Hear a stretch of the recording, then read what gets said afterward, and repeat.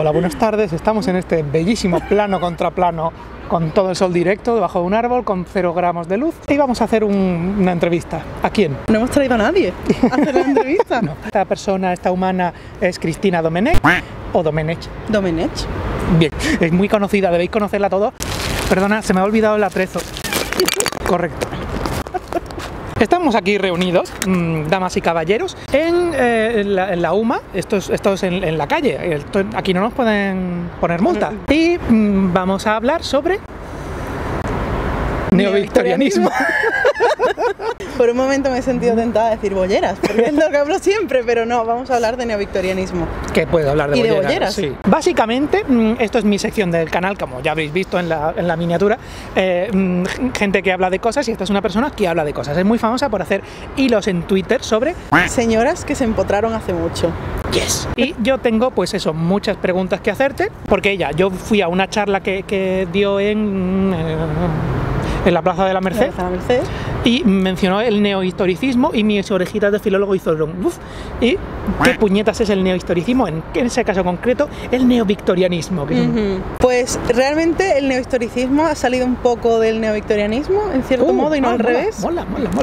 Porque se empezaron a hacer novelas ambientadas en la era victoriana, pero que se aprovechaban de que están escritas ahora mismo y podemos hablar de cosas que los victorianos no podían hablar. Como por ejemplo el crimen, la homosexualidad. Un victorianista te dirá, todo esto es mentira. En la era victoriana no pasó nada. Se hablaba del trabajo infantil, se hablaban de... Sí, se hablaban, pero había cosas de las que no se hablaban, ¿vale? En plan, el crimen en detalle, en un libro serio victoriano no, se hablaban en los Penny Dreadfuls y las cosas así, ¿no? Por favor, que tiene trabajo. Y hoy en día pues cogemos lo que sabemos de la era victoriana. Tiene que ser historically accurate, tiene que ser real. No puede haber robores, ¿no? No puede haber roboces, no puede haber langostas asesinas, no puede... ¿Vale? Tiene que ser histórico, tiene que haber detrás una investigación, porque lo que pretendía el neohistorianismo cuando empezó y pretende el neohistoricismo ahora que se está extendiendo a otras épocas, es que entendamos mejor el presente a través del pasado. ¿Qué es lo que hace la carrera de filología? Yo esto lo di en la carrera. White Sargasso sí se consideraría... Es postcolonial. Aquí se intenta pues recuperar un poco la historia, pero de la gente de color, que ha sido muy ninguneada, sobre todo por los victorianos. El colonialismo para ellos era un favor que le hacían a las colonias, ¿no? Claro. No era... ¿Cómo que Mad Woman in the Attic? No, hombre, no. Entonces, pues es una manera de coger un clásico de la literatura como Jane Eyre y decir, pues a lo mejor tiene otra moneda. ¿Qué pasa con la señora del ático, que era de color? ¿Por qué está tan vilificada? ¿Por qué está tan demonizada? Y contarlo de una manera diferente. Y después le metes zombies. Y es que no. Orgullo, Prejuicio y Zombies no pasó, no ha ocurrido, no es canon. Pero eso, que además el neovictorianismo, tú me has dicho que no es solo la parte literaria, sino que es metaliterario, ¿no? Sí, eso está creciendo pues como más allá, ¿no? Hay... desde que se puso esto tan de moda, pues la cosa como que se ha extendido de una manera muy brutal, ¿no? La gente ha empezado a hacer, por ejemplo, yo veo un programa que es muy famoso en Inglaterra, que es The Great British Bake Off, que es como un programa de cocina, pero la gente en vez de pelearse se ponen un delantal y un suéter y... Empezaron a hacer, porque ellos siempre hacen como pequeños secciones informativas sobre cómo era la repostería antiguamente y tal, y hicieron incluso un programa que era solo de recetas victorianas, recreándolas. Me gusta. Sí, es todo. Salió en la BBC un programa que se llamaba Victorian Bakers, que era de reposteros de hoy en día haciendo repostería con los instrumentos y las recetas de la era victoriana. Cocinando desde los 11 años. La era victoriana supuso un paso para atrás o 3 pasos para atrás con respecto a todo, ¿vale? El tema del sexo lo tenían muy tabú, muy tabú. ¿Y eso se ve en el neovictorianismo? Eso se ve en el neovictorianismo, por supuesto. Señoras que se empotraron hace tiempo. Ajá. Y bueno, hay muchísimos personajes que son prostitutas, que se ven burdeles, que se ven cosas en novelas neovictorianas, porque realmente era un aspecto de la era victoriana.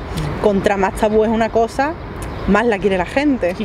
Eso, y una cosa que yo he visto en Tumblr, que es lo de los pezones, los anillos en los pezones, que aparentemente todo el mundo lo llevaba, Mucha gente lo llevaba, se pusieron de moda una época. Los tatuajes también. Hasta que se pusieron de moda los imanes gigantes. Y ya... Mucha gente llevaba tatuajes en la era victoriana, sobre todo la gente de la nobleza, que tenía pasta. Claro, de cuello para abajo, ¿no? Con los guardias civiles. Sí, pero se puso muy, muy de moda. Y la cosa es que no nos imaginamos a los victorianos así nunca. Y esto es lo que busca el neovictorianismo, que dejamos de pensar, victoriano, ay, tomando el té, tocando el piano fuerte, ¿vale? Y que pensemos en una cosa más abierta, que veamos la era victoriana como una cosa más múltiple, más diversa, claro. A ver, autores así chachis. A mí la primera que se me ocurre siempre es Sarah Waters, y no solo porque escribe sobre bolleras, pero realmente Sarah Waters supuso un pistoletazo. Antes ya había algunas novelas que se pueden considerar neovictorianas, proto-neovictorianas y tal. Estarían mal vistas por la crítica y tal al principio, ¿no? Pero ha habido mucho tejemaneje, se la ha intentado llamar de muchas maneras a eso. Revisionismo histórico, pero eso es bueno, revisionismo. Pero realmente las 3 novelas de Sarah Waters fueron las que lo pusieron muy de moda, porque le gustaban mucho al público y le gustaba mucho a la crítica. Entonces fue como una implosión. Estas dos cosas que nunca pasan se juntaron y hubo una implosión. Los académicos se volvieron locos. Le gustó a todo el mundo, que se ganó el Oscar, ganó los Grammy. Así que es siempre la que yo pienso, pero hay muchísima más gente que... Vale, aquí es el libro que me recomendaste que no me he leído. Sí, vale, sí. Fingersmith, en español es Falsa Identidad. Es el que suele gustar más a la gente de los de Sarah Waters, porque es el que tiene más plot twist, más movida, más... ¿Robots? No. Está basado, es como una especie de reescritura, guardando la distancia, de The Woman in White, La Dama de Blanco de Wilkie Collins. Y esta novela tiene muchísimos paralelismos porque está intentando como volver a contar la historia, pero por otro lado, ¿no? Pero poniendo a las dos protagonistas en medio y liadas, ¿sabes? O sea, normalmente, como ha dicho esta mujer en otras charlas que no habéis estado, las novelas lesbianas acaban mal porque el ser lesbiano es malo, y con lo cual se tienen que arrepentir o les cae un meteorito. Durante la historia, las novelas de lesbianas siempre han sido muy... cautionary tale, siempre es como si eres lesbiana te va a pasar una cosa muy mala, en parte porque primero todas las novelas de lesbianas las escribían señores, a diferencia de ahora que... y cuando las empezaron a escribir mujeres lesbianas era como, no te voy a publicar esto a no ser que me añadas que sea un cuento moralizante en el que la lesbiana al final muera o se quede soltera o se vuelva hetero o varias mezcladas de estas opciones, ¿vale? Y eso, también le intenta dar un poco de cambio a eso. No significa que las novelas de Sarah Waters sean siempre felices, pero lo hace desde un punto de vista que es necesario. Yo tengo aquí apuntado, cuando hicimos la precharla hace un mes, fanfic con una exclamación, pero no tengo ni idea de qué es. Háblame del fanfic neovictoriano. Yo tampoco sé lo que es. Que podríamos hablar de eso. También he visto cosas como Jane Eyre, pero Rochester es un vampiro. ¡Vaya, guapo! O sea, es como White Sargasso sí, pero mal. Pero mal. White Sargasso no. Pero no es... Exacto. Es como White Sargasso sí, pero en vez de estar haciendo algo bueno, pues no está haciendo nada. Que no digo yo que no sea muy divertido leerlo, ¿vale? Que puede ser. Pero no es la cosa... Exactamente, no es neovictoriano, no tiene una función, digamos, que va más allá del entretenimiento. Que está muy bien no tener función más allá del entretenimiento. Pero esto es en plan estudios de la filología. Aquí estamos en cosas académicas. Que por cierto, esta señora es académica muy fuertemente, o sea, es 3 veces más académica de lo que yo voy a ser nunca. Y a ver, vas a dar una conferencia y cosas de movidas en la UMA, ¿vale? Una charla en la UMA, ¿vale? Cualquiera puede dar una charla en la UMA. A mí no se me ha ocurrido hacerlo nunca. Ya que he dicho que eres señora culta y bien peinada, ¿quién eres? Háblame de ti. ¿Quién soy? Pues soy una señora que estudió, igual que tú, filología inglesa.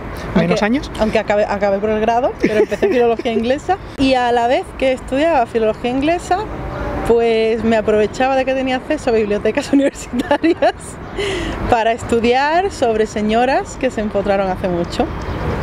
Fíjate, me llevo la mano al otro pecho. Que es, pues, una pasión y un proyecto de vida mío. Porque es como el neovictorianismo, pero en ser señora que se empotró hace mucho. Sí, o sea, yo estoy muy metida ahí desde muy pequeña. Desde que tenía 15 años así llevo liada en investigación. De hecho, cuando tenía 15 años leí en un libro, en la bibliografía, que estaba un libro que se llamaba Juego de Damas, aproximación histórica al homoerotismo femenino, que era una tesis. Tocotó. Y con 15 añitos te lo... Y yo dije, ¿vale? Pero no lo podía comprar en ninguna parte porque era una tesis y estaba en muy pocos sitios publicada. Claro. Y ponía Universidad de Málaga y yo, tiene que estar en la biblioteca de la Universidad de Málaga. El primer día que empecé en la facultad aquí, el día que llegué, que me dieron el carnet este de plastiquete que te dan, que es malo, que no sirve para nada mientras te dan el bueno, me fui al general y dije, póngame usted este libro y me lo llevé a mi casa. Cuando era pequeña y leía libros nunca había nada histórico, ¿vale? A mi madre le gustaban mucho las pelis antiguas y yo siempre veía muchas pelis antiguas, pero en ninguna había bollera. Y yo en mi mente infantil e inocente decía, estarían fuera de plano todo el rato. ¿Esto por qué? ¿Por qué es esto? Y llega un momento en el que creces y dejas de pensar que hay lesbianas o mujeres bisexuales en la historia. Sencillamente es algo que no te... Pero un día, leyendo Virginia Woolf, es Virginia Woolf porque estoy en Málaga. La señora Lobos, llamamos nosotros. Virginia Lobos. Y yo dije, ¿en qué año se escribió este libro? Y este libro se había escrito a principios del siglo XX. Y yo dije, ¿Qué? A lo mejor hay bolleras antes del siglo XX. Y ya pues empecé a tirar y un hilo tira de otro y de otro. Y al final encuentras tantas que parece increíble que nunca nadie... Qué guay, qué guay, qué guay. Y algunas muy épicas. Que los podéis ver en su canal de Twitter, que tiene en plan post de hilos, de mega hilos. Sí. Que eso. Y ahí es donde le ha llegado la mega fama de tener 300 seguidores en Twitter. ¿Cuántos tienes ahora, chiquitilla? 23.000, 22.000, por ahí. Bien. Y me da como muchísimo vértigo el tema de que haya tanta gente mirando. Pero también es un tema con el que he estado trabajando toda mi vida. Y yo quiero que esa investigación sirva para algo, claro, y vaya a algún lado. Si yo me quedo con esa información no sirve para nada. Claro, es que además el síndrome del impostor, cuando eres tú de las pocas personas ever que se dedican a este tema, es como... Existe, pero... Hay gente que se dedica, a la que les debo mucho estos libros que yo tengo, pero sí que es cierto que yo tengo una estantería en la que están casi todos los libros que hay del tema. Pero seguro que gracias a ti 1.000 millones de personas más, por lo menos 10.000 personas más. Y por eso me alegro muchísimo. No ya solo sino porque estas historias merece que se conozcan. Son historias geniales, tanto como para las señoras de las historias, que fueron muy épicas, que abrieron caminos, que hicieron cosas increíbles, tanto como para la gente que se está enterando, que ahora tiene gente en la historia que son como ellos, que esto no es una cosa nueva, que hubo gente épica en la historia que era como yo, ¿sabes? Es súper importante y por eso me encanta tener este tipo de plataforma para poder echarlas ahí. ¿Alguna pregunta que te gustaría que te hicieran y nunca te hacen? No, ¿verdad? A la hora de crear cosas, ¿AA o no AA? Mi problema a la hora de crear cosas es que manejo como muchísimos datos históricos y verídicos. Como buena historiadora. Y me da miedo manejar algo mal. Claro. Porque hay muchísimas de esas historias que están investigadas hasta cierto punto. Por ejemplo, Mademoiselle de Maupin, todo lo que sabemos de ella, hay cosas que sabemos más o menos seguro, ¿vale? Con toda la certeza que podemos. Pero hay muchísimas cosas que solo han pasado a la historia porque ella fue un personaje muy famoso de su época. Y es como, esto es leyenda, esto está agrandado, hay cosas que no sabemos, hay cosas que... Yo intento contar siempre lo que está relativamente verificado y asentado que sucedió y que es real. Pero siempre tengo miedo de se me va a escapar algo que no va a ser verdad. Y entonces tuvo 32 hijos. ¿Cómo puede ser esto? No, perdón. Y tengo miedo de que venga un historiador y diga, pues esto no es verdad, porque yo intento documentarme lo más posible con todo lo que tengo a mano, con todo lo que tengo que es bastante. De momento solo intento hacer historias que ya tengo muy trabajadas, que ya tengo muy leídas. Pero sí que es verdad que tengo una lista de señoras que sé que empotraron a señoras hace mucho. Pero no está confirmado. Y que están por investigar. Y alguien de aquí va a tener que investigarlas para que esta señora haga libros. O incluso algunas que sí están investigadas, pero es un poco arriesgado. Por ejemplo, una de mis poetas, si no mi poeta favorita, es Emily Dickinson. Claro que es como, pero era. Y hay como un debate literario histórico encarnecido con respecto a, pero a esta señora le gustaban los hombres, las mujeres, ambos, ninguno. No le gustaba, si no salía de casa, da igual. Era un poco raro porque ella era muy introvertida, ella no hablaba mucho de pero sus poemas hablaban por ella, pero claro, ¿qué poemas son autobiográficos, qué poemas no? Hay un lío grande ahí, Me gustaría hacer un hilo de ella porque era una mujer súper interesante. Molona, sí. Y que en la historia ha sido muy maltratada porque se la pintó como el ama de casa ideal. Esta señora estaba en su casa, hacía pan, cosía y escribía. ¡Ay! ¿Sabes? Pues eso, que si os ha gustado este tipo de vídeos, que yo he tenido que hacer un montón de viajes para llegar a Málaga, poder grabar con ella y tal, para esto hace falta Patreon. No sé, voy a acabar el guión, o sea, el vídeo, voy a acabar este vídeo de una manera sorprendente. Voy a ser muy agresivo ahora mismo.